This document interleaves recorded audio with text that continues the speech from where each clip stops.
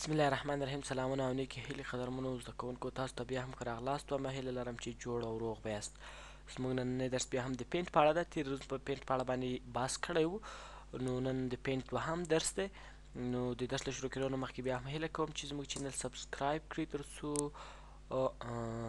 نور زده کوونکي هم ترې برخمن شي. نو راځو، نن درس مو بیا هم له پیج سیټ اپ نه شروع کېږي. پرنټ په تېره ورځ ویلی و، پیج سیټ اپ کې مو تېره ورځ بحث کړی و، خو مکمل مو پای ته نه و رسولی. په پیج سیټ اپ کې مثلا زه راځم دلته یو شی مې رسم کړی دی، غواړم دا پرنټ کړم، راځم پیج سیټ اپ ته. پیج سیټ اپ کې دلته تنظیمات ورته برابروم. پورټریټ دې وي، لینډسکیپ دې وي، دا حالت مو مخکې ورته انتخاب کړی وي. هاریزنټل سنټر او ورټیکل سنټر دا مو هم انتخاب کړی و. لیفټ رایټ مارجنز مو هم انتخاب کړی و. که چیرې زه ورته انتخاب کړم چې فیټ ټو د صفحې په اندازه فیټ راځي چاپېدو کې، نو که اجسټ ټو سکیلینګ ورته انتخابوی شي په کومه اندازه باندې سکیل وي، سایز دې غټ وي، او که دې کوچنی وي دې لارې تاسو ورته انتخابولی شئ. 100% دې وي، کم دې وي، او یا هم زیات وي. دا په څو ورقو کې چاپ شي، دا ټول تاسو کولی شئ چې له دې لارې تنظیمات ور برابر کړئ. که چېرته تاسو بیا هم راسئ پرنټ پریویو ته، پرنټ پریویو کې تاسو کولی شئ چې همدا وګورئ چې په څه ډول باندې تاسو ته پرنټېږي. یعنې دلته اوس ماته معلومېږي چې دا په دې ډول باندې په دې ورقه کې پرنټېږي. که چېرې زه پرنټ باندې کلیک وکړم اتومات ډول پرنټېږي. که پیج سیټ اپ باندې کلیک وکړم د ورقې تنظیمات راځي. زوم ان که یې کړم رانږدې کېږي، او که یې زوم اوټ کړم بېرته لرې کېږي. که چېرې ما سره دوې ورقې وي، نو بیا زه کولی شم په یو جي باندې دوه ورقې وګورم، او که یو ورقې وي یو ورقه کتای شم. نیکسټ پیج و پروایس پیج، که ما سره 2 3 4 5 ورقې وي، زیات ورقې وي، زه کولی شم چې مخکې ورقې ته ولاړ شم او یا هم شاته ورقې ته ولاړ شم پریویو کې. نو که زه ورته چې کلوز پرنټ پریویو، یعنې دا پرنټ پریویو چې ده دا ماته کلوز کړه، مې راته ښیي.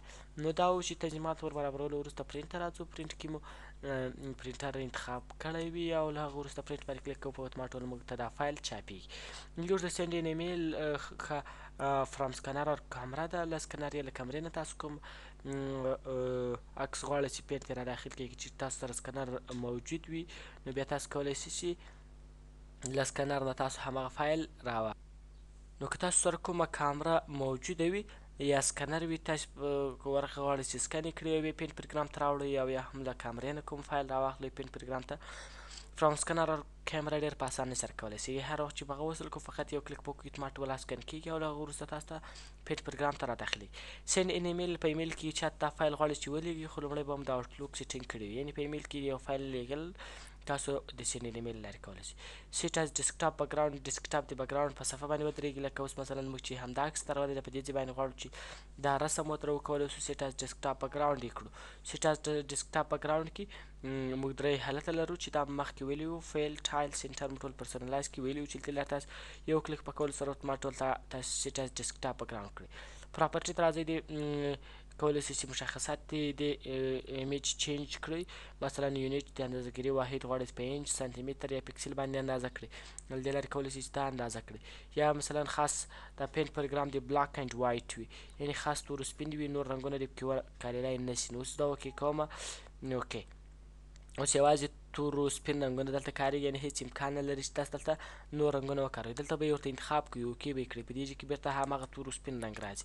یعنې هېڅ امکان نه لري چې تاسو دې که چېرې تاسو دلته بلاک اینډ وایټ ورته انتخاب کړی وي، رنګ وکاروئ. که بېرته تاسو دا بېرته فعال کړئ، اوکې کړئ، اوس کولی شئ چې هر رنګ چې مو خوښ و هماغه رنګ دلته وکاروئ. دا کالر او یا هم واحد سیټینګ و چې کولی شئ له دې لارې تنظیمات ورتغیر کړئ. نو له دې نه وروسته دا سیټینګ چې موږ کله تغیر کړو، هایټ ویټ کولی شئ چې کوچنی یا غټ کړئ. مثلا زه ورته وایم چې ویټ دې اوس نه ده، زه ورته وایم چې دا دې 15 وي. اوکې کوم یې، همدا هم 15 ته په اتومات ډول رسېږي، یعنې 15 انچه ته ورسېدو، یعنې خط کش کې موږ ته معلومېږي. نو دا هغه پراپرټي دي چې له دې لارې موږ کولی شو، یا هم هایټ هم له دې لارې ورتغیرولی شو. که غواړم چې ډیفالټ حالت خپل اولني حالت ته بېرته راګرځي، او اوکې کوم یې، ټول سیټینګ یې بېرته اولني حالت ته راګرځي. له هغه نه وروسته اباوټ پینټ، د پینټ په اړه معلومات دي چې دلته تاسو کولی شئ چې راواخلئ. له دې نه وروسته چې موږ کوم درو اکزیټ ته، اکزیټ له پینټ پروګرام نه د وتلو په معنا ده. له دې نه وروسته بېرته راځو، پینټ پروګرام خلاصوو. پینټ پروګرام کې یو لیست دلته چې پاتې ده، ریسنټ پکچرز، هغه لیست ده چې ریسنټ پروګرام بخښنه سره ریسنټ پکچرز کې موجود، یعنې هغه پکچر یا هغه عکسونه چې موږ راخلاص کړي دي. په دې کې موږ ته لیست شوي دي لکه ریسنټ پروګرام کې چې مو وویل چې موږ هغه شیان هغه پروګرامونه یا هغه پکچر چې موږ یې راخلاص کړو او موږ ته لیست هغه ته ریسنټ وایي. له دې نه وروسته موږ راځو لومړی منیو دی چې د هم په نامه ده د هم منیو راخلاصو. هم منیو کې چې لومړی کوم ګروپ ته د کلیپ بورډ په اړه ده. کلیپ بورډ کې کټ کاپي ده، پیسټ ده او پیسټ فرام ده چې اوس یې وایو. او لري مثلا ته راځې دلته دي یو څو شیان رسم کړي دي او ته دا غواړې چې دا شیان مثلا کاپي کړي، نو راځې لومړی به سلیکټ ته راځې، دومره ساعه مثلا د یو ځای به سلیکټ کوي، انتخابوي، لږ وروسته ورته وایي چې که کټ یې کړې په اصلي ځای کې نه پاتې کېږي او بیا دلته راځي.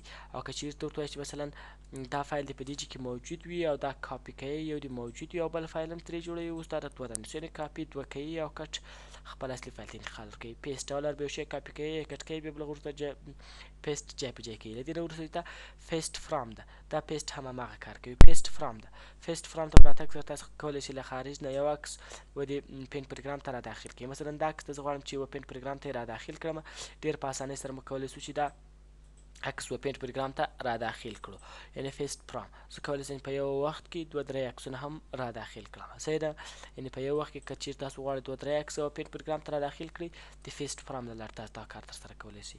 له دې نه وروسته چې موږ ایمیج په نوم ګروپ لرو، ایمیج ګروپ کې لومړی سلیکټ ده، سلیکشن اول چې دا ریکټینګل سلیکشن ده، مثلا د ریکټینګل په شکل باندې تاسو یو سلیکشن دومره انتخاب کوئ چې انتخاب کټ کاپي ډیلیټ ټولو کې ګټه ترې اخیستل کېدای شي، مثلا دومره دا کټ حالت هم کولی شئ وکاروئ.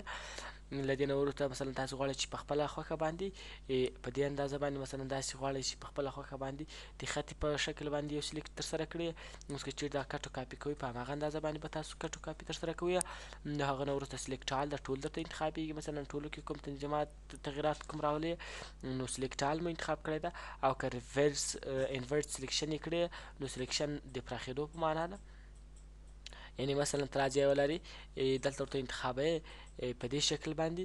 اوس ګوره زه ورته وایم چې همدا ساحه دې پاتې وي او دا نور ټول شاوخوا دې سلیکټ وي. اوس خو مې دا ځای سلیکټ کړی، که چېرې زه راته ورته وایم چې انورس سلیکشن یعنې دا ساحه پاتې شي او اوس نور ځای سلیکټ شوی، یعنې که چېرې زه دې ته انتقال ورکوم هغه ځای په خپل ځای باندې پاتې ده او دا نور ټول سلیکټ شوی ده، هغه ته موږ انتقال یا کټ کاپي کولی شو. چې دا کار موږ د انورس سلیکشن لارې کولی شو. له دې نه وروسته موږ ډیلیټ لرو، مثلا کوم ځای چې ته غواړې چې انتخاب کړی ته ده غواړې ډیلیټ یې کړې نو له دې لارې راسه ورته ډیلیټ یې کړه. ډیلیټ ټرانسپیرنټ سلیکشن تاسو کولی شئ چې خپل سلیکشن پراخ کړئ، یا د ټرانسپیرنټ سلیکشن لارې تاسو دا کار کولی شئ چې خپل سلیکشن پراخ یا غټ کړئ. دغه نه وروسته کراپ ته تاسو راځئ، یو مثلا دومره ځای زه غواړم چې دا نور عکس ټول له منځه ولاړ شي، خاص همدا ځای دې پاتې شي، لومړی دا ځای انتخابوم، بیا ورته وایم چې کراپ، نور ټول ساحه یا ټول د پینټ ټول عکس له منځه ولاړ او خاص دا ځای پاتې شو، چې دا موږ د کراپ له لارې کولی شو. ریسایز کولی شم د دې عکس سایز ورتغیر کړم، د دې عکس سایز د شي په اساس باندې د پکسل په اساس باندې غواړئ چې سایز یې ورتغیر کړئ، نو پکسل یې کم او زیات کړئ، د پرسنټیج یا د فیصدۍ په اساس باندې. زه ورته وایم چې د فیصدۍ په اساس باندې غواړم چې د دې سایز پوره 50% شي، یعنې هم یې کیفیت راټیټېږي، هم یې سایز یا په حافظه کې چې ځای کوم نیولی ده هغه هم راکمیږي، چې تاسو دا کار د ریسایز له لارې کولی شئ. یعنې دا ډېر مهم دی چې تاسو له دې لارې کولی شئ. بعضې وخت تاسو په ایمیل کې یو چېرته یو شی لیږئ هغه درته وایي چې باید له 2 MB یا له 1 MB نه اضافي نه وي، په داسې حال کې چې تاسو عکس 2-3 MB ده، نو بیا تاسو کولی شئ د ریسایز له لارې هغه سایز یې ورتغیر کړئ. که چېرې مثلا زه دلته ورته وایم چې دا 10% ته راسوم، دویم ورټیکل یې په اتومات ټول 10 ته رسېږي، که زه دا 100% ته راسوم په اتومات ټول هاریزنټل 100 ته رسېږي، یعنې یو له بل سره اړیکه لري. که مې دا غیر فعال کړی اوس هغه اړیکه له منځه ولاړه. اوس که چېرې زه په یو کې تغیرات راولم په بل کې تغیرات نه راځي، که چېرې مثلا زه دا 10 کوم او بل کې تغیرات نه راځي، که مې دا فعال کړی وي بیا دواړه په یو ډول باندې تغیر کوي. نو تاسو ډېر په اسانۍ سره د دې سایز تغیر کولی شئ. دې نه وروسته سیو ده، په بخښنې سره سکیو څه کار کوي؟ سکیو مثلا تاسو عکس ته کوم تغیرات کې راولي، سکیو حالت ورکوي، لکه مثلا زه ورته وایم چې 12% سکیو دې ترسره شي. اوس ګوره په اتومات ډول عکس سکیو کوي، دې ته سکیو ویل کوي. یا بیا ریسایز ته راځئ، زه ورته وایم چې 0% د نور هم سکیو شي، بیا زه ورته وایم چې اوکې په اتومات ډول 0% نور هم د عکس څنګه شو سکیو شو. دې حالت ته سکیو وایي چې تاسو کولی شئ چې سکیو تغیرات کې راولئ. یا مثلا زه په دې شکل باندې غواړم چې 0% ورټیکل سکیو هم ترسره شي، اوس دا دی ورټیکل هم 0% سکیو شو. دا سکیو حالت دی چې تاسو کولی شئ ډېر په اسانۍ سره ګټه ترې واخلئ. چې دا د ریسایز پانل دی. وروسته روټیشن ده. روټیشن کې 90 درجې غواړي چې ښي طرف ته روټیشن ترسره کړي، 90 درجې غواړي چې بیرته بیا ښي طرف ته بیا چپ طرف ته کولی شي چې 90 درجې روټیشن ورکړي او بیا هم 90 درجې چپ طرف ته روټیشن. زه بیا یو ځل کنټرول زیډ کړم تر څو خپل اولني حالت ته راوګرځېږي. صحیح ده. نو که ځمه نیو ته ځمه او بل عکس راخلاصومه، دا ټول سیف کومه بخښنې سره او پین ته راځمه او پین کې دا عکس راخلاصومه. صحیح ده. دا عکس مې راخلاص کړو. اوس کولی شم په دې عکس کې تغیرات راوړم. که چیرې زه ورته وایم چې 90 درجې ښي طرف ته، دا د 90 درجې ښي طرف ته یې روټیشن ترسره کړو، چپ طرف ته 90 درجې روټیشن ترسره کړي، په اتومات ډول چپ طرف ته 90 درجې روټیشن یې ترسره کړو، بیرته ښي طرف ته کوم تر څو اولني حالت راګرځي. نو سرعتیا درجې روټیشن یعنې بیخي سرچپه حالت راځي. بیا ځل کې یو سرعتیا کړم خپل اولني حالت راځي. فلیپ ورټیکل فلیپ یعنې د آینې یا بل طرف ته راځي په دې شکل باندې. او که چیرې دا اتیا درجې روټیشن سره فرق به دې کوي چې دا د ټول عکس کیفیت سرچپه شوی ده. هلته خو یوازې عکس له چپ طرف نه ښه سم معلومیږي، نو دا ځل له چپ طرف نه هم سم نه معلومیږي.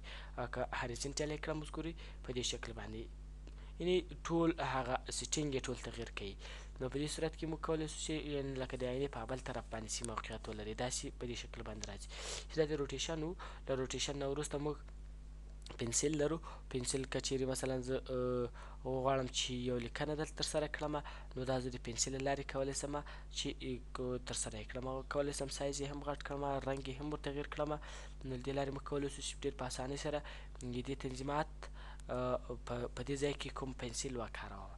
له دې نه وروسته چې موږ لرو هغه ته فیل ویت کالر وایي، یا منځ ته رنګ ورکول د فیل له لارې کولی شو. مثلا زه راځم نوې صفحه راخلمه، نوې صفحه مثلا ته راځې دلته کوم دایره دې رسم کړه، اوس غواړې دې دایرې او داخل ته رنګ ورکړي، نو راځې مثلا کوم رنګ ورته انتخابوي، په اتومات ډول دې داخل ته رنګ ورکولی شي دې په واسطه باندې. دې نه وروسته ټکسټ ده. ټکسټ کې تاسو کولی شئ چې لیکنه ترسره کړئ. ټکسټ په انتخابولو سره تاسو ته یو بله منیو د ټکسټ په نوم باندې خلاصېږي. هلته هم کټ کاپي خو هماغه موضوع ده. کولی شئ یو فونټ ورته انتخاب کړئ، مثلا داسې یو فونټ یې ولري، لومړی به ټکسټ سلیکټ کوئ، بیا به ورته فونټ انتخابوئ. نو دلته مو فونټ ورته انتخاب کړو. د فونټ له انتخابولو نه وروسته تاسو کولی شئ هماغه فونټ وکاروئ. دې نه وروسته د فونټ سایز ته مثلا تاسو غواړئ چې فونټ دغه لیکنه چې وي غټه یا کوچنۍ راسي، نو دې لارې زه کولی شم ډېر په اسانۍ سره دا لیکنه غټه او یا هم کوچنۍ کړم. له هغه نه وروسته مثلا غواړئ چې بولډ یا ډبل دې وي، ایټالیک همداسې کوږ حالت یې ولري، انډرلاین لاندې دې خط ولري، او هم سټرایک ترو برسیره دې خط پیکج دي، چې دا ټول موږ د فونټ له لارې ترسره کولی شو. له دې نه وروسته موږ ټرانسپرنټ او اوپیک لرو. ټرانسپرنټ مثلا که چیرې تاسو دوهم کالر ورته انتخاب کړی وي، اوس ټرانسپرنټ هېڅ داخل ته یې رنګ نه ورکول کېږي. او که چیرې تاسو مثلا غواړئ چې دې کالب ته هم رنګ ورکړئ، دلته اوپک ورته انتخابوئ او دا دوهم رنګ د همدې د کالب رنګ ده، تاسو ورته انتخاب کړی ده. که ټرانسپرنټ مو ورته انتخاب کړی وي، خپل کالب ته یې رنګ نه ورکول کېږي. دلته موږ دوه رنګونه لرو، یو کالر ون ده چې خپله د لیکنې رنګ ده، دوهم کالر ټو ده چې دا د کالب رنګ ده چې د اوپک په صورت کې موږ کارولی شو. کالر ایډیټورز په راتلونکي درسو کې په هوم منیو کې وایو. دا و د ټکسټ. د ټکسټ نه وروسته موږ دلته اریسر لرو، اریسر یا تخته پاک لرو، چې تخته پاک په واسطه باندې موږ کولی شو یو شی پاک کړو.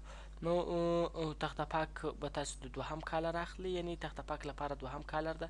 دوهم کالر که هر رنګ ولري په هماغه شکل باندې تاسو کولی شئ چې تخته پاک نه ګټه واخلئ، یعنې تخته پاک دویم کالر ده. که دویم کالر په هغه هر رنګ باندې وي، تخته پاک هماغه رنګ ده. کولی شئ تخته پاک ډبل کړئ او یا یې هم سایز کوچنی کړئ. دې لارې تاسو سیټینګ تغیر کولی شئ. له دې نه وروسته موږ کالر پیکر ده چې په راتلونکي درسو کې به یې ووایو. دا اوس زموږ د فینټ په اړه باندې نننی درس. راتلونکی درس به یې په راتلونکي درسو کې ووایو. هیله کوم چې زموږ درسونه تعقیب کړئ، زموږ چینل سبسکرایب کړئ، ویډیوګانې مو لایک او شیر کړئ، او تاسو ته تر بیا ښې چارې.